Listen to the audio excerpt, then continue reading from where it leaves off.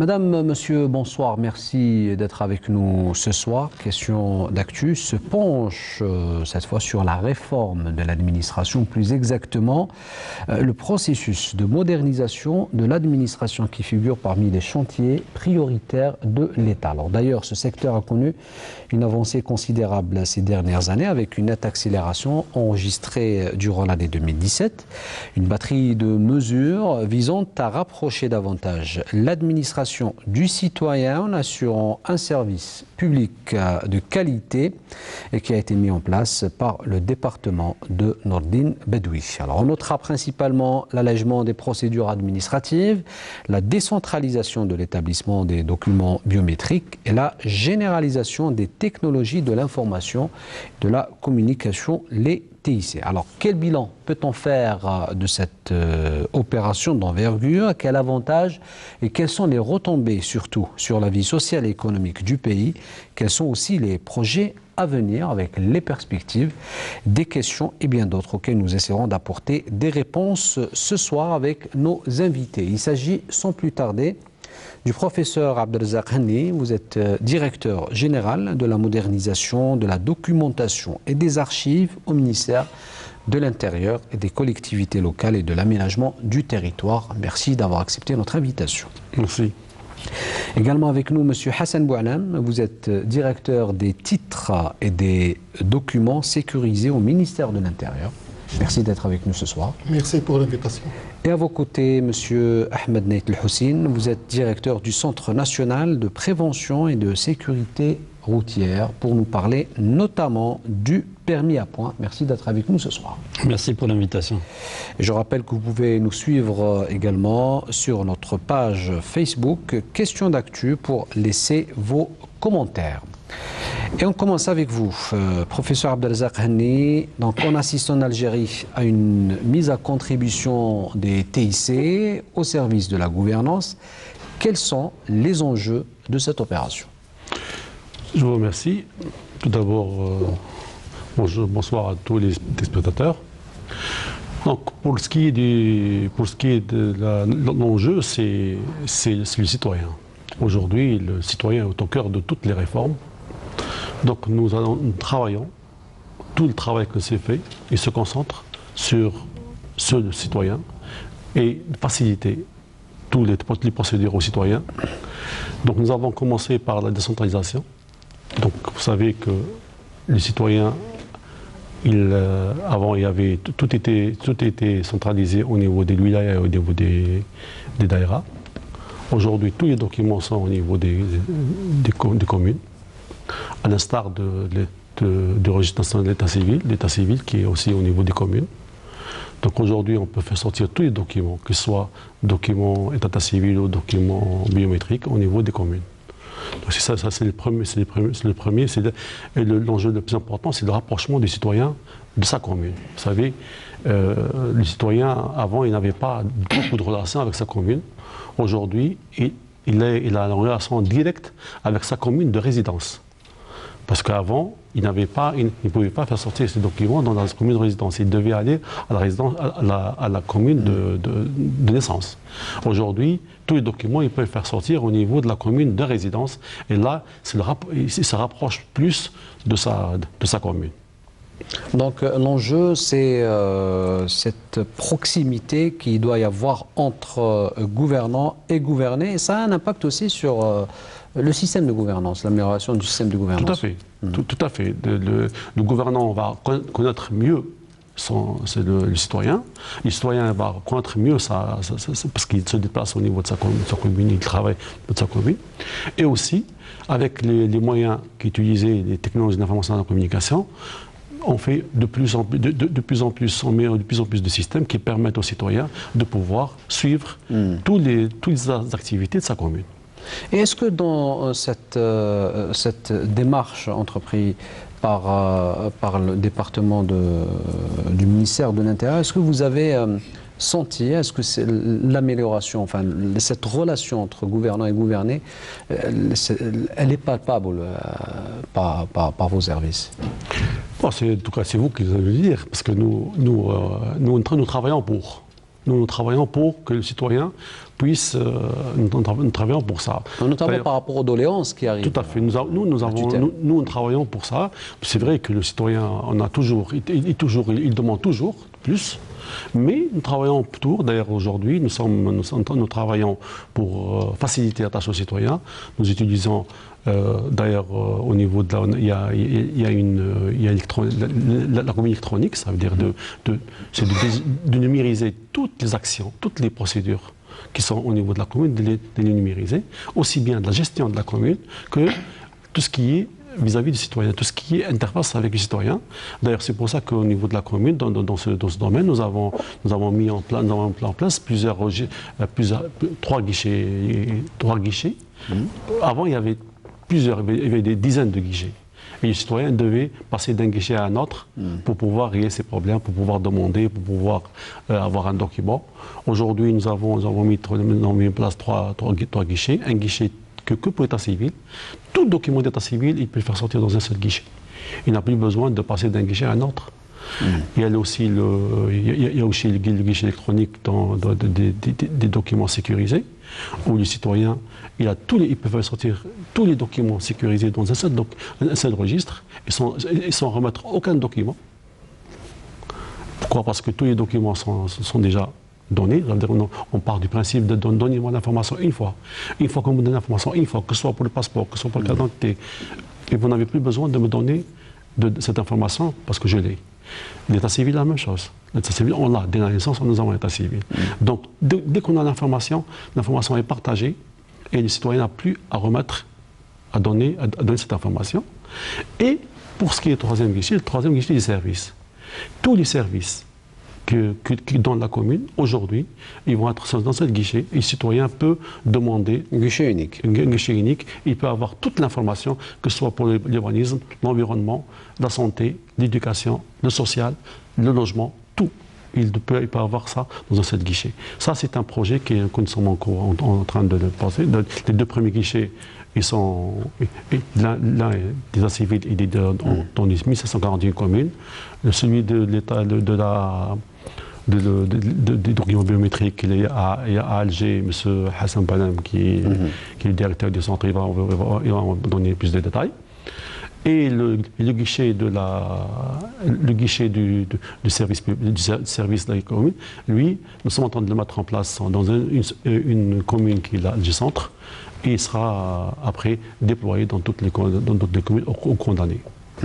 On va rester encore dans les enjeux de cette e-gouvernance ou de la gouvernance électronique. Je me tourne vers vous, M. Hassan Boualam, vous qui êtes, je rappelle, directeur des titres et des documents sécurisés au ministère de l'Intérieur. J'imagine que vous connaissez un peu mieux ces enjeux donc, autour de cette gouvernance électronique, l'enjeu aussi pour le citoyen de s'adapter à ce changement rapide imposé par cette nouvelle société de l'information. Il faut une culture quand même. Oui, bien sûr. Donc n'importe quel changement, il faut une culture, il faut une formation. Ce n'est pas le citoyen uniquement, même les employés de l'administration. Donc aujourd'hui, les communes sont en phase d'une phase de changement. Donc ils ont habitué de travailler avec de la paperasse, des dossiers physiques, et aujourd'hui on sent un changement qui dépasse les 70%, surtout vis-à-vis le traitement des demandes des documents biométriques. Donc aujourd'hui, on travaille pour faciliter la tâche aux citoyens, que ce soit le citoyen algérien qui réside en Algérie ou bien nos ressortissants qui résident à l'étranger. Et pour cela, le ministère de l'Intérieur a tracé une stratégie, c'est-à-dire décentraliser les services au niveau des communes pour le rapprochement de l'administration aux citoyens et avoir une administration électronique au niveau de la commune. Et on a développé pas mal de systèmes qui sont aujourd'hui opérationnels, comme site pilote au niveau de la d'Alger et qui seront généralisés avant la fin de l'année à l'ensemble des communes. Et aussi, on a développé un ensemble de services à travers le site internet du ministère de l'Intérieur, toujours pour nos ressortissants à l'étranger et pour les citoyens résidant en Algérie. Donc les objectifs en deux termes. Premièrement, avoir une commune, les gens qui veulent se déplacer à la commune, une commune numérisée, se déplacer, demander des services sans présenter des dossiers physiques, c'est notre objectif et on va y arriver.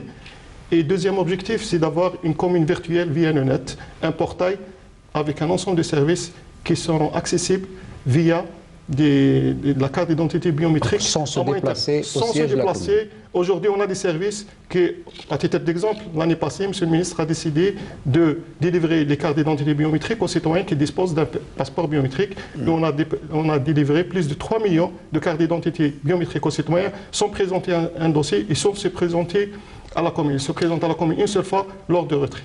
Et les demandes se faisaient, donc on a pu le constater, via le net. Oui. C'est quand même quelque chose de très très important. Alors, je me tourne vers vous, Monsieur Ahmed Neit El-Hussein. Donc, vous êtes directeur du Centre national de prévention et de la sécurité routière. J'aimerais savoir dans quelle mesure cette e-gouvernance peut faciliter le travail des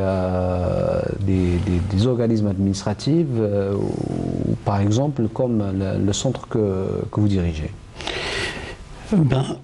Les performances en matière de sécurité routière sont intimement liées au niveau de développement et au niveau de modernisation. Lorsque nous disposons d'outils à l'instar d'un fichier de permis de conduire, d'un fichier automatisé des infractions, des cartes d'immatriculation, cela nous permet d'avoir un système d'information pour identifier un petit peu tout ce qui a trait aux causes des accidents, aux circonstances de survenance de ces accidents, etc. Ça facilite aussi la proposition de mesures, l'identification de mesures et aussi de choisir les solutions qui vont correspondre à la réalité du terrain. Dans les pays, c'est-à-dire que tous les pays qui ont réussi dans le cadre de cette modernisation, notamment par rapport à ces fichiers automatisés, ont réussi dans le domaine de la sécurité routière. C'est la raison pour laquelle on constate que 90% des décès sont recensés dans les pays, c'est-à-dire à faible revenu ou à revenu intermédiaire. C'est intimement lié. Le développement impacte la performance en matière de sécurité routière. Donc, toute l'administration, y compris la vôtre surtout, elle est tributaire d'une circulation de l'information d'une manière instantanée. Bien évidemment. Donc, l'année 2018, monsieur professeur Hani, est une année charnière pour le parachèvement de cette modernisation de l'administration. Quels sont les chantiers à venir? Les chantiers à venir, c'est... Premièrement, on va lancer le permis de conduire, et après on va lancer la carte d'immatriculation. Ça c'est pour le document sécurisé. Concernant la commune électronique, nous allons continuer à développer tous les services. Et nous allons aussi, donc les services aujourd'hui, ils sont au niveau de la commune. J'ai dit les trois guichets sont au niveau de la commune aujourd'hui. C'est parce que bon, il y a certains services dont on n'a pas besoin d'identifier la personne qui peuvent se faire à travers le site web du ministère de l'Intérieur, du Culture et de l'aménagement du territoire. Mais on va aller dès que nous aurons la certification électronique, on pourra déjà premièrement donner les documents aux citoyens sans qu'ils se présentent. C'est assez vite. Directement, le citoyen peut demander un document, n'importe quel document, et il le reçoit. Parce que je saurai qui est la personne qui est au bout. Il y aura aussi tous les services qui seront online. Et toutes les communes auront un site web qui leur permet un portail. Et toutes les communes auront un site web qui permettent aux citoyens de suivre tout ce qui se passe dans sa commune sans se déplacer. Aussi bien, mais il pourra même avoir les délibérations des assemblées, participer aux délibérations des assemblées sans se déplacer. Et avoir tout ce qui s'affiche au niveau de la commune, il peut l'avoir directement de chez lui. Et bien sûr, il pourra avoir accès aux 3 guichets directement sans se déplacer. Donc ça, comme disait tout à l'heure M. Hassan Balem, la carte d'identité qui est avec un code PIN qui permet aux citoyens, avec son nid, il permet aux citoyens de se brancher et de s'authentifier et de pouvoir demander n'importe quel service, comme s'il se présente au niveau d'un guichet. Mais il le fait à distance. À distance. Ça, c'est Et nous avons aussi, en parallèle avec le guichet, le site web du ministère, nous avons aussi développé une application mobile. Ijraati, qui aujourd'hui est disponible sur Android, dans laquelle nous avons toutes les démarches administratives. Le citoyen peut sans se déplacer, avoir toutes les démarches. Comment, qu'est-ce qu'il doit faire pour pouvoir avoir tel document? Qu'est-ce qu'il doit faire pour avoir tel service? Mais justement, est-ce que les citoyens sont suffisamment informés pour savoir que le site web du ministère de l'Intérieur, justement, leur fait profiter de ces services? J'en suis sûr que les citoyens, bon, nous on communique beaucoup sur ça. Le site web du ministère est très sollicité. D'ailleurs, vos collègues journalistes, ils prennent maintenant l'information directement du site web. Ils n'ont même pas besoin d'aller au ministère, parce que le ministre tient tellement à ça. Il y a des fois, il y a des visites ou bien des choses que avant qu'il rentre de visite, déjà l'information elle est sur le site. Le site est très dynamique. Il y a une cellule au niveau du cabinet de M. le ministre qui s'occupe que de ça. D'ailleurs, c'est dynamique, donc il y a que ça. Et le site web, il est très dynamique et toute l'information, il y a toute l'information dans ce site. Nous, on communique beaucoup sur ça. Bon, et il y a beaucoup de gens qui en profitent, mais comme disait tout à l'heure, il y a beaucoup de services aussi qui sont offerts. Malgré nous avons encore le problème de la certificat de la signature électronique qui est posé, mais il y a beaucoup de services qui sont vendus. On peut suivre, comme disait tout à l'heure, on peut suivre le passeport, la production de notre passeport à distance. On peut suivre la production de notre carte d'identité à distance. Bientôt aussi, on pourra suivre celui du permis de conduire à distance. Donc, je pose cette question aussi parce que, bon, peut-être que le problème ne se pose pas dans les grandes agglomérations, les grandes villes, mais à l'intérieur du pays où les zones enclavées, les gens n'ont pas encore cette culture de... Wallah, je vous dis, oui, c'est vrai ce que vous dites, mais je vais vous dire une chose. Nous avons mis le Hajj. Le Hajj, par exemple. L'inscription du Hajj, nous avons mis les Internet. Le plus gros, la plupart, bon, parmi les gens qui sont inscrits par Internet, le grand pourcentage était le Grand Sud. Je ne sais pas. Est-ce que c'est parce qu'ils ne peuvent pas se déplacer qu'ils ont profité d'utiliser Internet? Mais le plus grand, c'est les gens du Sud. Les gens du Sud qui ont profité de cette manne. Donc, pour dire que c'est une culture. C'est une culture qui est dans certaines familles. On peut l'avoir cette famille, on peut l'avoir dans l'intérieur du pays, comme on ne peut pas l'avoir dans les grandes villes. C'est des familles. Il y a certaines familles qui sont plus développées, d'autres qui ne font pas. Et là, c'est pas la grande ville. C'est surtout parce que beaucoup de gens peuvent utiliser Facebook. Ils utilisent Facebook, ils utilisent d'autres Twitter, etc. Mais ils n'ont pas cette culture d'accéder à un service et d'avoir un service à distance. Donc c'est pour ça que je dis que nous avons besoin de formation. Aussi bien, quand je dis la formation, ce n'est pas que le personnel du ministère, le ministère des Arts. Nous avons aussi, même les citoyens, ils doivent être formés. Et c'est le besoin qui va faire former. Le rôle de la société civile aussi. La société civile aussi. Voilà, les médias aussi. Mais le citoyen, le jour où il verra qu'il y a des services et il croit à ces services, à ce moment-là, il va y aller rapidement. Et nous, on travaille dans ce sens. Ce qui viendra le jour où nous allons aller vers le tout numérique, donc il n'y aura plus, forcément, il n'y aura plus de... Tout à fait. Donc, les citoyens, pour régler un problème, pour avoir un service, il doit passer par le numérique. Par le support numérique. Donc, une administration entièrement numérisée, M. Hassan Boualem, est l'objectif tracé par les pouvoirs publics. Dans quelle mesure peut-elle apporter des réponses aux carences fonctionnelles de l'administration? Bien sûr, donc par rapport aux carences fonctionnelles, c'est de traiter le service dans les meilleurs délais possibles.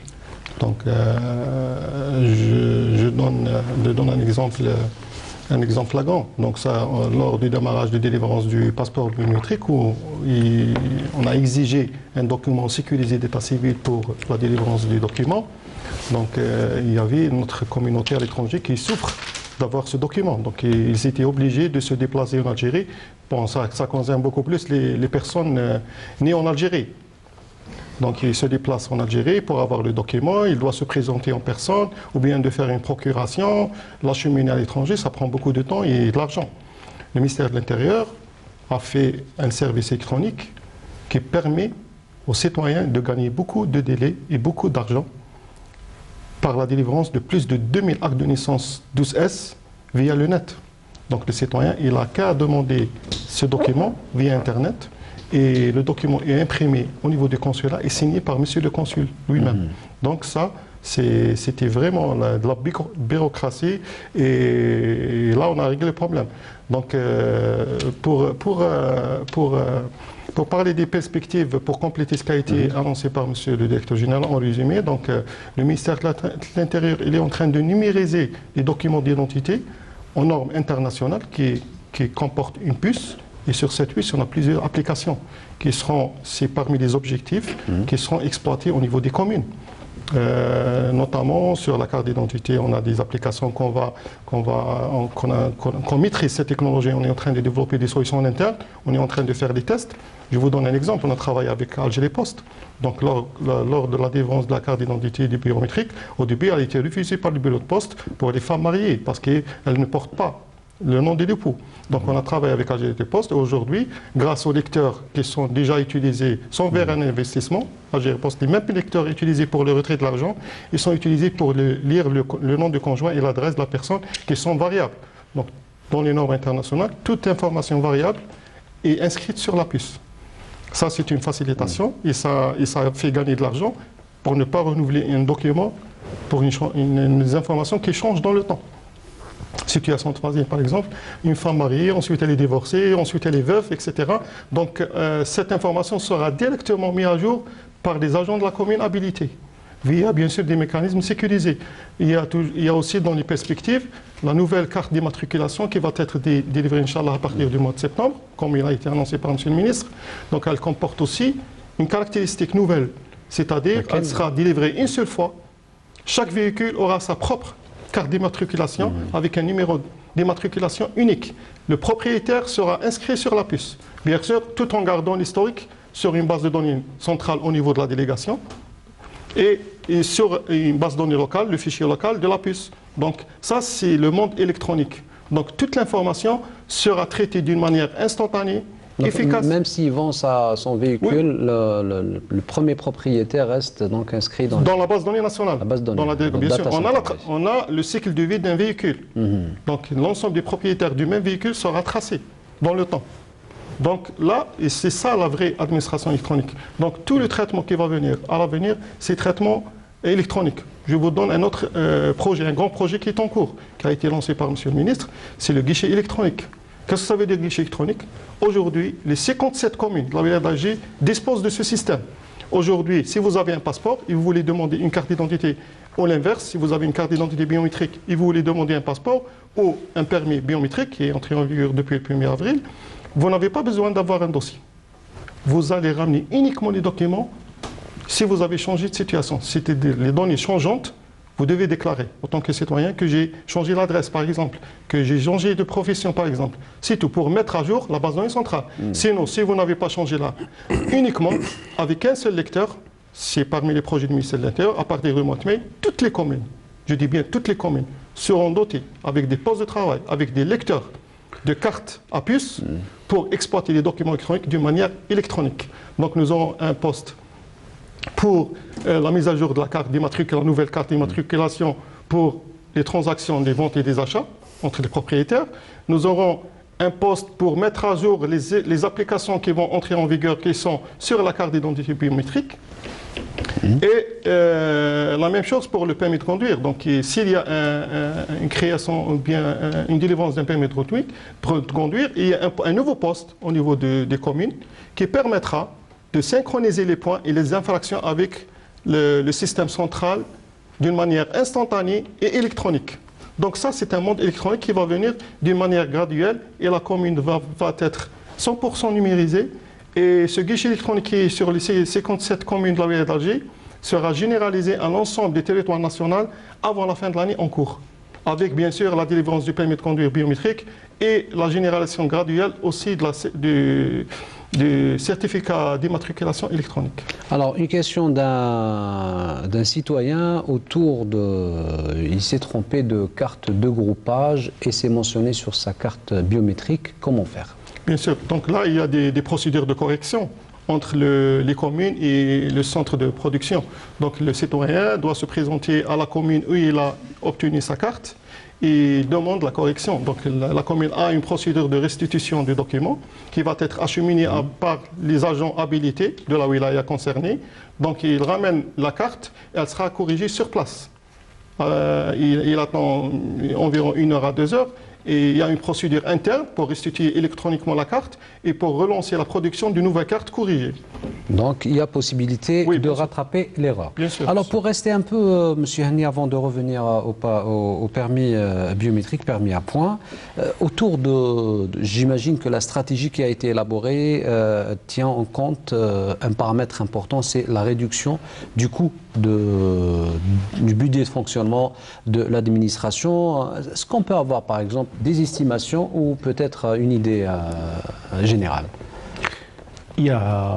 C'est vrai que quand on modernise, on réduit les coûts. Aujourd'hui, on diminue le papier.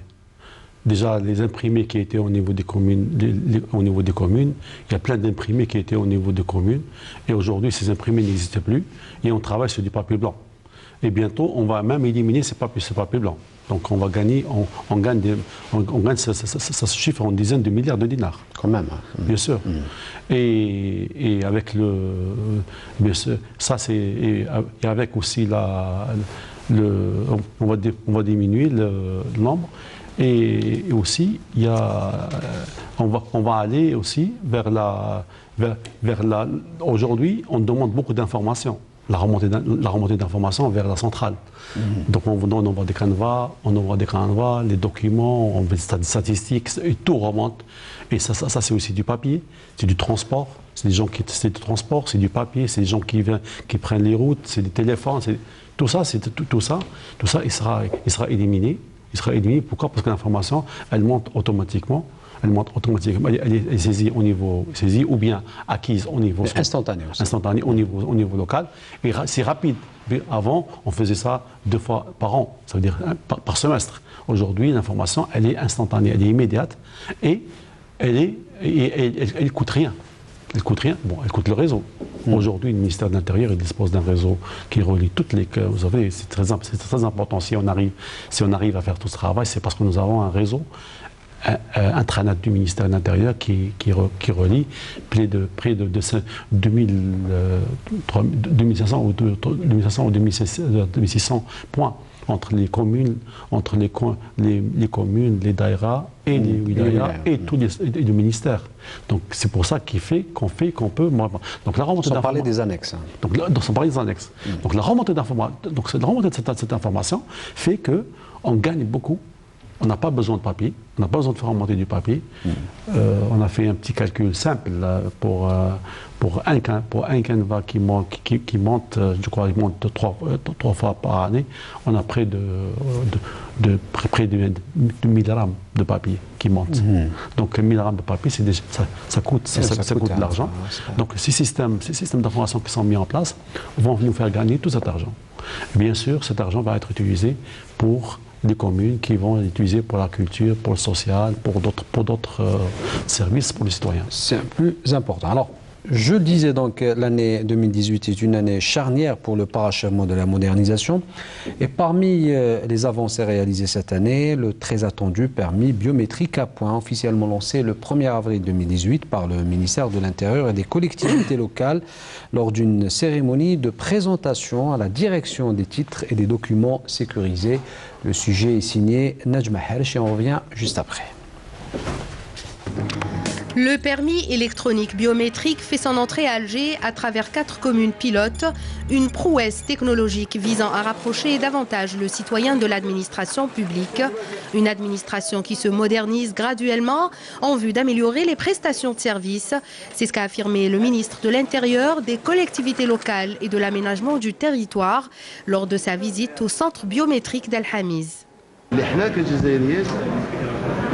نثيقوا في بعضنا البعض في الجزائر، ونثيقوا في قدراتنا، ونثيقوا في مؤسسات تكويننا، ونثيقوا في جامعاتنا، ونثيقوا في مؤسساتنا الدستوريه.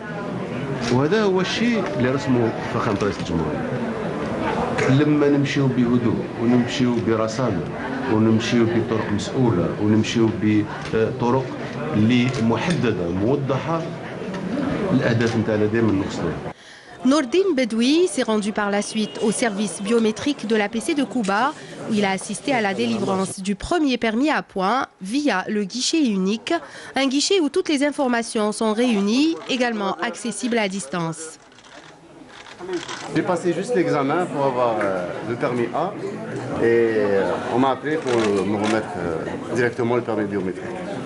Voilà. Merci. Vous confirmez que vous n'avez déposé ni extrait de naissance, ni... Rien du tout. Rien du tout. Rien du tout. Voilà. D'une durée de validité de 10 ans, le permis à points, un document totalement sécurisé, permet une meilleure vérification de son détenteur et un suivi minutieux de son statut juridique. Un projet ambitieux visant à concilier prévention, sécurité routière et numérisation. Il sera dirigé par une instance gouvernementale sous l'égide du ministère de l'Intérieur et regroupera tous les acteurs intervenants. Alors je me tourne vers vous, M. Ahmed Danait El-Hussein. Alors, comme on vient de voir, une opération qui s'étend sur plusieurs étapes. Pouvez-vous nous donner plus d'explications, notamment sur l'entrée en vigueur du permis à points? Pour ce qui est de l'entrée en vigueur du permis biométrique électronique à points, c'est une opération qui sera menée par étapes. Ça a été instauré au niveau de 4 communes au niveau de la wilaya d'Alger. Ça va être généralisé par la suite sur l'ensemble de la wilaya pour ensuite être généralisé sur l'ensemble du territoire national. Cette opération s'adresse aux primo-demandeurs, c'est-à-dire les gens qui viennent d'obtenir leur permis de conduire. Par la suite, il va y avoir les gens qui vont renouveler leur permis jusqu'à sa généralisation. L'horizon pour généraliser ce document sur l'ensemble des titulaires de permis de conduire a été arrêté à l'horizon 2022. Mais pour ce qui est il faut différencier entre ce permis électronique biométrique et le système du permis à points qui, lui, dans l'entrée en vigueur, c'est-à-dire interviendra bien avant la généralisation du document. Parce que il y a un travail qui est mené au niveau du ministère de l'Intérieur pour l'assainissement du fichier national des permis de conduire qui va nous permettre de migrer vers ce système à points, même avec les titulaires d'un permis de conduire classique. Le permis à points, c'est-à-dire en tant que système, va remplacer le système actuel de sanctions du Code de la route, qui est basé sur le retrait et la suspension du permis de conduire. Au lieu de ce retrait et de cette suspension, il va y avoir uniquement des retraits de points par rapport à certaines infractions. Et en fonction de la gravité, les contraventions sont classées en 4 classes. Et selon la gravité de l'infraction commise, il va y avoir un retrait de points, un point pour les infractions de première catégorie, jusqu'à 6 points pour les infractions de 4e classe, qui sont des infractions génératrices d'accidents. L'intérêt visé, c'est-à-dire l'intérêt de migrer vers ce système, parce que c'est un système qui a prouvé son efficacité dans les pays où il a été adopté, et il offre à la fois cette dimension répressive, puisqu'il va y avoir retranchement de points et avec possibilité d'invalidation de ce permis, c'est-à-dire une fois qu'on arrive à l'épuisement du capital. Il y a aussi la dimension éducative de ce permis de conduire. La dimension éducative, puisque souvent on reproche à la politique de sécurité routière sa dimension répressive et insuffisamment éducative. Et aussi que cette politique ne s'intéresse pas aux aspects de formation. Avec le système du permis à points, il va y avoir justement cette dimension éducative à travers les mécanismes de reconstitution du capital point. Soit le contrevenant peut recouvrer des points en s'abstenant de commettre une infraction pendant une certaine durée, ou bien de suivre des stages de sensibilisation pour la récupération de points. Et là intervient la formation post-permis. Actuellement, la formation se concentre uniquement durant la période pré-obtention du permis de conduire. Et là, il va y avoir un cycle de formation dans le cas où il y a perte du capital point. Et là, ça donne des résultats encourageants. Notamment, bon, il y a une étude qui a été menée dans les pays où le système à points a été adopté, c'est que la récidive a baissé avec un taux de 50%. Parce que le système de sanction s'adresse en priorité aux contrevenants récidivistes. C'est les récidivistes qui sont exposés à la sanction de retrait du permis de conduire. Et cette modernisation, justement, à travers les fichiers, nous permet d'identifier ces contrevenants récidivistes. Et l'intérêt aussi, si on revient un petit peu à cet aspect de modernisation de l'administration, on est face à une politique transversale, éminemment transversale. Lorsque mon ami Hassan Boualem parlait de la carte d'immatriculation, il y a énormément de liens qui peuvent s'établir avec d'autres administrations. On a notre fichier des immatriculations. Le ministère des Transports et des Travaux publics détient le fichier de contrôle de véhicules. Il y a des passerelles qui s'effectuent pour avoir le monde des assurances également. Toutes les informations liées aux assurances peuvent être exploitées dans le cadre de cette carte d'immatriculation électronique. Il y a des applettes dans la puce qui traitent de cette information. Contrôle technique, assurance, etc. Ça facilite également le travail pour les services de sécurité. Avec une seule carte, on peut vérifier tout, c'est-à-dire l'état du véhicule à l'instant T. Donc, si on a bien compris, ça pose beaucoup plus de problèmes dans la mise en œuvre que dans le travail logistique de préparation du document, hein, M. Hassan Boualem. On l'a mise en place, c'est clair, comme il a bien expliqué, mon ami, les étapes. Comment on est en train de procéder, on est en train de procéder par étapes. C'est pour ça qu'on a priorisé la délivrance de ce document, on a concentré les efforts sur ce document. En plus, il y a l'aspect réglementaire qui prime. Donc il y a des commissions ad hoc entre ministère de l'Intérieur et ministère du Transport, avec les services sécurité, qui sont en train de travailler sur les règles de gestion. Comment appliquer les points? Pourquoi? Deuxième étape, c'est pour développer et automatiser tout le processus. Sinon, on n'a rien fait. S'il y a une intervention humaine, ça veut dire qu'il y a d'intervention. Et pour lutter contre le terrorisme des accidents, donc on doit éviter à 100% l'intervention humaine sur le système. Ça, c'est une étape cruciale qu'on doit mettre en place. C'est la prochaine étape après la délivrance du document. Aujourd'hui, on est en train de travailler sur la mise en place de ce système après l'achèvement des règles de gestion qui sont en phase d'examination par des commissions ad hoc. Ensuite, on va travailler sur l'interfaçage avec les différents secteurs, les assurances, les écoles de formation, les services sécurité en particulier, le ministère des Transports, la justice. La verbalisation sera électronique. Donc tout ça, c'est un système complexe intégré. Donc sa mise en place, on est en train de travailler doucement pour arriver sûrement. Une petite erreur, ça va mettre en cause tout le système et ça va mettre en cause l'intégrité des données.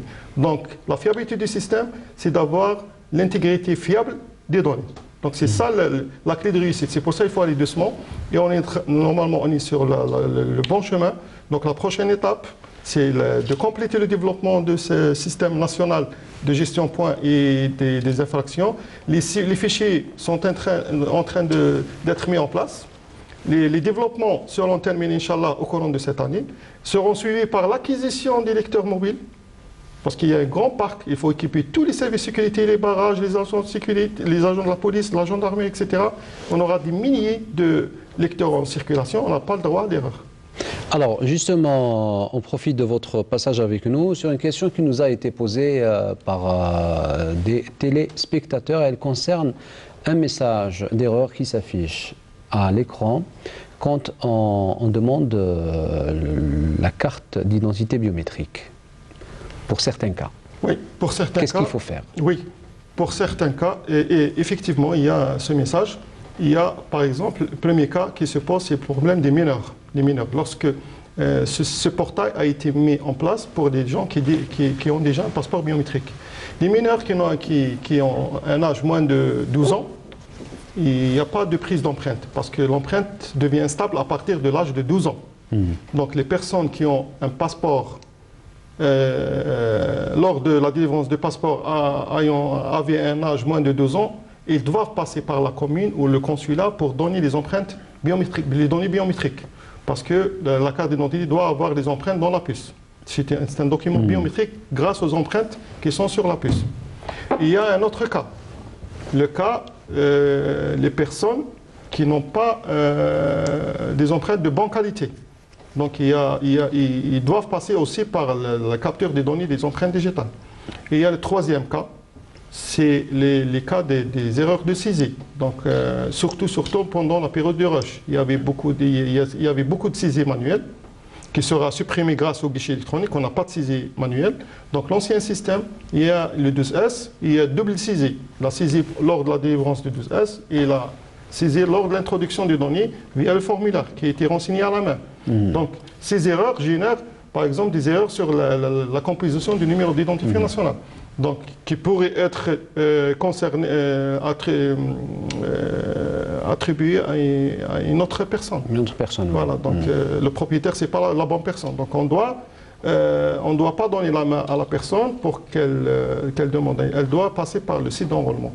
Donc elle doit passer ou bien le consulat pour nos compatriotes, oui, voilà, ou bien par la commune pour les résidents en Algérie. Exactement.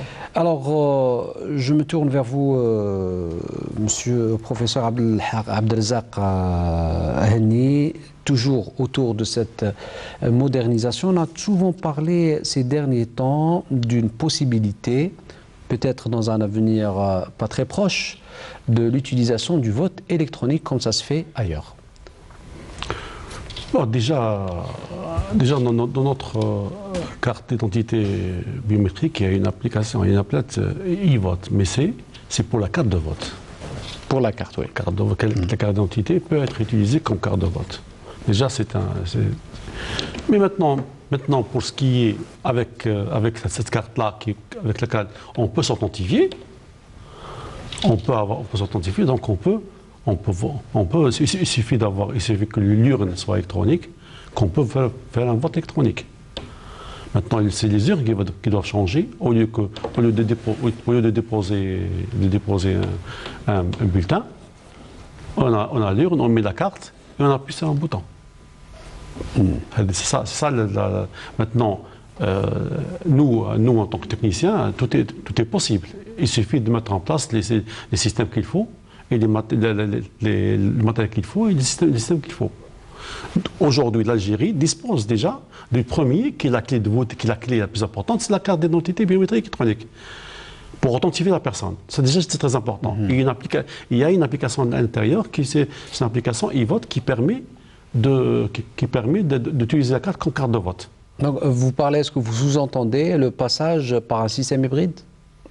Non. D'abord par un système hybride. On peut passer par un système hybride au lieu de ramener la carte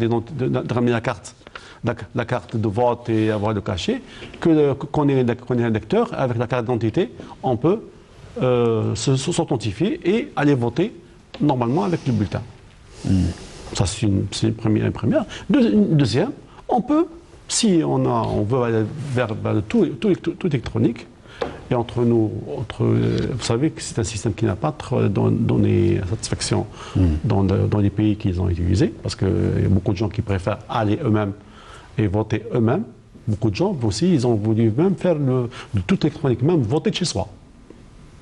De chez lui, il met la carte, il met sa carte d'identité et s'authentifie au niveau du notamment pour les zones enclavées, d'autant plus qu'il y a au niveau de centre de vote, et il peut voter, comme ça s'est passé en Estonie, ça s'est passé dans certains pays, qu'ils peuvent le faire.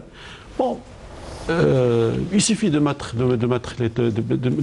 les moyens qu'il faut, et aussi de mettre les moyens légaux, les textes juridiques qui le permettent. Et en tout cas, pour nous, en Algérie, notre carte d'identité biométrique électronique le permet.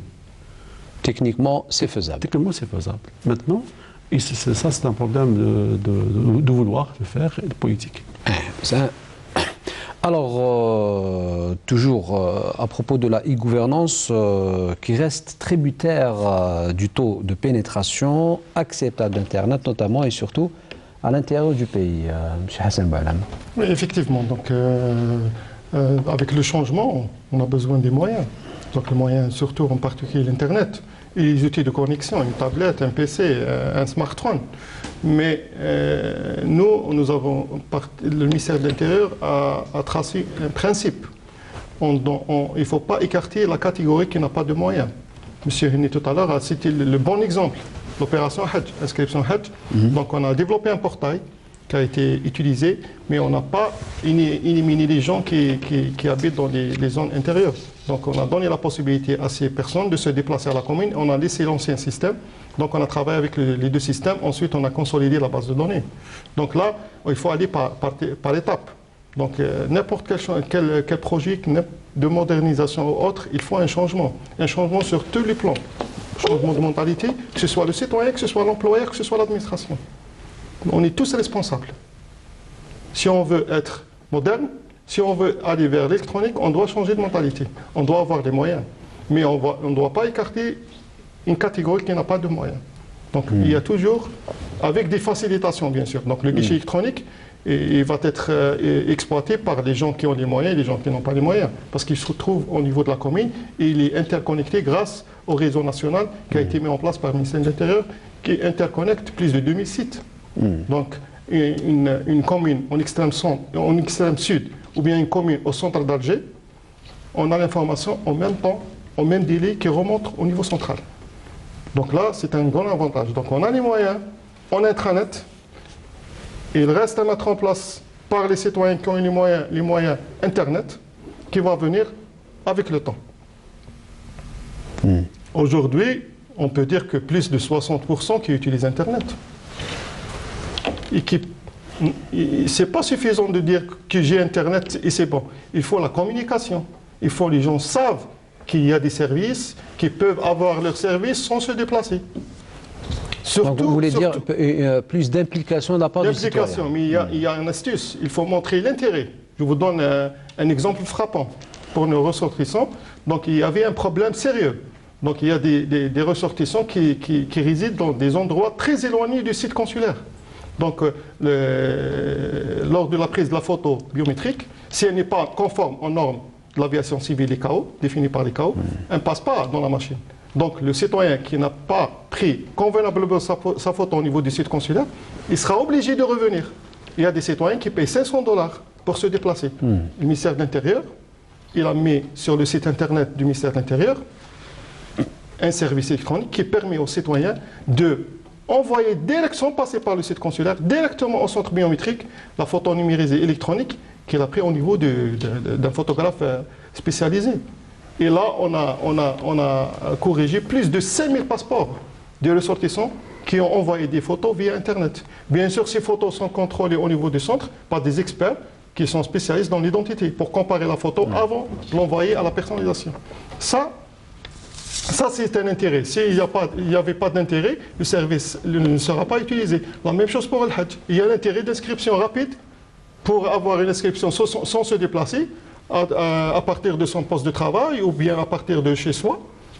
Les gens, il y a plus d'1 million d'inscriptions via le site électronique parce qu'il y a un intérêt. Donc il faut montrer l'intérêt pour que on pousse les gens à utiliser Internet et éviter de se déplacer aux administrations si on a le service qui est disponible sur le net. Donc j'imagine aussi, professeur Abdelrazak Henni, qu'il faut un travail en transversal, autrement dit intersectoriel entre plusieurs secteurs pour faire réussir ce grand projet de la modernisation de l'administration? Tout à fait. Avec nous, déjà, nous aujourd'hui, nous avons 19 secteurs qui sont reliés au 19 secteurs. 19 secteurs qui sont reliés au registre. C'est les secteurs demandeurs de documents d'état civil. Ils sont connectés, ils sont reliés au registre national d'état civil pour pouvoir accéder directement à l'état civil sans demander aux citoyens. Bien sûr, nous avons aussi au niveau de la commune électronique, nous avons 20 secteurs au niveau de la commune, sur lesquels aujourd'hui on ramène l'information à partir des masques de saisie et on les saisit. Mais plus tard, on va leur demander de nous donner, qu'on soit directement relié à ces secteurs et récupérer l'information directement en temps réel. Donc ça aussi, donc, on va le faire. Et nous travaillons beaucoup avec certains ministères. Bon, tout à l'heure, mes collègues travaillent pour le permis de conduire avec le ministère du Transport et des Travaux publics. Nous avons travaillé avec plusieurs secteurs quand on a fait l'étude de la carte d'immatriculation et le permis de conduire. Nous avons travaillé avec plusieurs secteurs. Avec les mines, plutôt avec le ministère de l'Industrie. Nous avons travaillé avec le ministère de l'Énergie. Nous avons travaillé avec le ministère des Affaires étrangères. Pour tout ce qui est diplomatique. Nous avons travaillé avec le ministère. Donc il y a plusieurs ministères qui ont travaillé avec nous dans ces études et qui vont être partie prenante après, concernant quand on va mettre en place tous ces systèmes. Il y a aussi un service très important. Aujourd'hui, les citoyens algériens qui veulent récupérer la capacité de leur permis, pour le permis de conduire, les capacités de conduire. Donc les citoyens algériens qui sont à l'étranger, ils la demandent et ça prend beaucoup de temps pour qu'ils arrivent. En ce moment, nous sommes en train de mettre en place un système avec nos collègues du ministère des Affaires étrangères pour qu'on puisse délivrer ce document au niveau du consulat, comme ce qu'on a fait avec le 12S, directement, et que la demande peut se faire directement par Internet au niveau du ministère, et le document sera mis à la disposition du consulat concerné et qu'il sera signé par le consulat. Donc il y a un travail qui est en train de se faire en ce moment pour pouvoir régler ce problème. Mais est-ce que toutes les administrations suivent cette démarche à la vitesse qu'il faut? Parce qu'on a comme l'impression que le ministère de l'Intérieur et le ministère de la Justice ont pris un peu d'avance. Tout à fait, mais le travail, il faut pas, l'inconvénient, il ne faut pas que ces ministères qui ont avancé attendent. Il faudrait qu'ils continuent à avancer. Ce qu'on a fait au ministère de l'Intérieur, nous avons mis en place des interfaces. Des interfaces, et on continue, parce qu'on ne peut pas attendre. Par exemple, si on avait attendu que tous les secteurs, les 20 secteurs au niveau de la commune soient automatisés pour qu'ils nous donnent l'information, on n'aurait rien fait. Donc, qu'est-ce que nous avons fait? Nous avons mis une interface pour saisir l'information directement, et nous avons modernisé, nous avons numérisé tout le reste. Donc, le jour où un des secteurs sera numérisé, il suffit que se connecte sur le système. Et c'est bon. Ça c'est en amont. Et en aval aussi, au niveau, nous avons un tableau de bord, au niveau du ministère, et le ministère pourra directement travailler avec les autres ministères, c'est-à-dire au niveau ministère, travailler avec les autres ministères, parce qu'il y a toutes les données qui lui remontent de la base. Il pourra travailler, il pourra comparer les données avec les secteurs. Donc il y a un travail de e-courbe qui est en train de se faire. Et à chaque fois, chaque ministère, quand il arrive, d'ailleurs aujourd'hui, nous travaillons beaucoup avec le ministère de la Justice, comme vous l'avez cité, concernant le cas judiciaire, aussi bien au niveau des titres sécurisés qu'au niveau pendant les élections, que pendant tous les walis, toutes les wilayas ont accès au cas judiciaire et on ne demande pas aux citoyens ce document. Donc voilà pourquoi c'est que c'est vrai, vous avez tout à fait raison, mais il ne faut pas qu'on attende, il ne faut pas que chacun attende que l'autre secteur soit. Il faut que chaque secteur se développe de son côté et qu'il y ait des interfaces entre les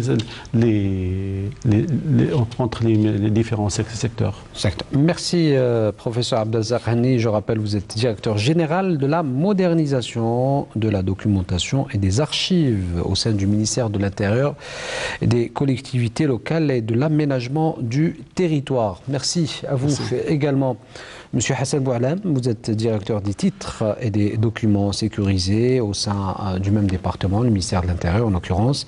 Merci à vous également, Monsieur Ahmed Neit El-Houssine. Je rappelle, vous êtes directeur du Centre national de prévention et de sécurité routière pour toutes ces informations et ces éclairages. Merci à vous également, Madame, Monsieur, de nous avoir suivis en espérant vous retrouver la semaine prochaine. Vous pouvez nous contacter sur notre page Facebook qui s'affiche au bas de votre écran. Et je vous dis au revoir et à la semaine prochaine.